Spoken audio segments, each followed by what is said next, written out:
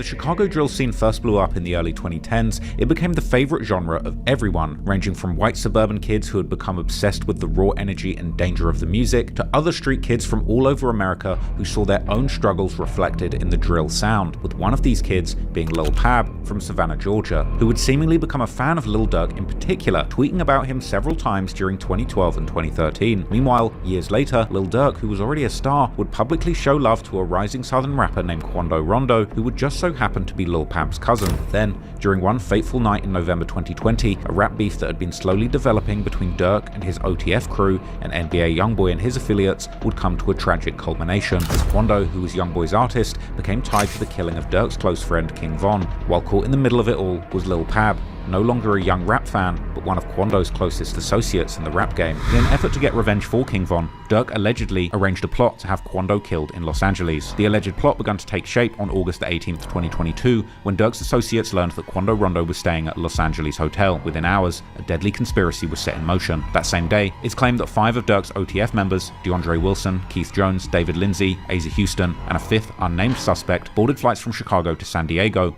all allegedly funded by Durk and his OTF label. But Durk was careful to cover his tracks, even texting an associate arranging the flights with a chilling message instructing them not to book any flights under names connected to him. This instruction was not followed. While his hitmen were en route to do his dirty work, surveillance footage would later show Durk himself was staying at a house in San Fernando Valley, close enough to oversee the operation, but far enough to maintain plausible deniability. Once the crew arrived in Los Angeles, they would meet with Kayvon Grant, a top OTF associate who had flown in on a private jet with Durk himself. Grant became the operations coordinator, booking hotel rooms for the killers, purchasing 4 ski masks to conceal their identities, and obtaining 2 luxury sedans for the hit. But most disturbing of all, Grant armed the crew with multiple firearms, including one that had been illegally converted into a fully automatic machine gun by using a switch. The next morning, August 19th, the hunt began as the OTF crew would begin stalking their prey. They followed Quando and his cousin around LA like predators, tracking them to a smoke dispensary, then to a clothing store in West Hollywood, waiting for the perfect moment to strike. That moment would come when Quando's black Cadillac Escalade pulled into a gas station directly across from the popular Beverly Center shopping mall. Houston strategically parked his vehicle behind the station, creating an escape route,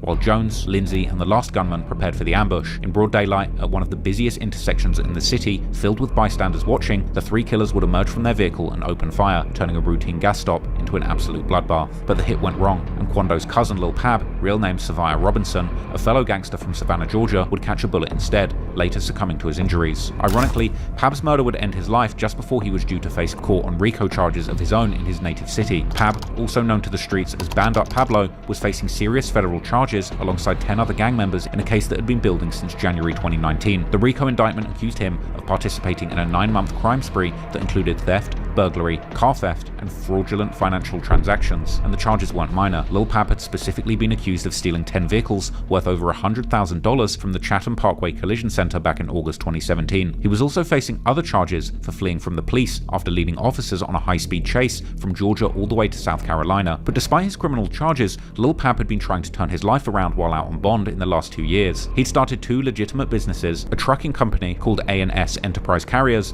and a French bulldog breeding operation called Supreme Exotic Frenchies, but the streets had marked him for death before he could truly escape. Lil Pab was scheduled to appear in court on August the 26th, just 7 days after he was gunned down in Los Angeles, but Lil Durk's alleged thirst for revenge ensured that Lil Pab would never make it to that courtroom, and in the process, shattered the very career that Lil Durk had spent over a decade building. But of course, Durk would first try to cover his tracks. As his co-conspirators were being arrested in Chicago, Durk frantically booked multiple international flights, all allegedly having the same end destination, Dubai, United Arab Emirates. Durk's lawyers would argue that this is because Durk often had business dealings in the UAE, as well as being a Muslim and sharing his spiritual connection to the country. But interestingly, the country is also known not to have a strict extradition treaty with the US. However, federal agents caught Durk at Miami Airport just 1 hour before his private jet was scheduled to depart, ending his bid for freedom and sealing his fate. Now, the murder of Lil Pab was allegedly a calculated hit job, but sometimes the danger comes from the chaos that these rappers attract. When that chaos spills into the public spaces, innocent lives can get caught in the crossfire, which takes us to the last story that's about none other than Tupac Shakur, and how his beef with some disgruntled fans led to the death of a completely innocent child. Tupac Shakur is a name that still sends chills down the spines of hip-hop fans worldwide, because of both his legendary status as well as the trail of violence that seemed to follow him everywhere he went. And while most people know about his infamous 1996 murder in Las Vegas, few people know the darker chapters of Tupac's legacy, a case from 1992 where the future rap icon might have been responsible for the death of someone who could have never even defended themselves,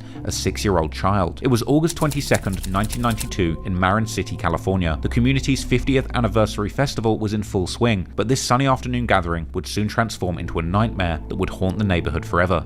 5150 is in the house. Hey. What you say it? Hey, haha.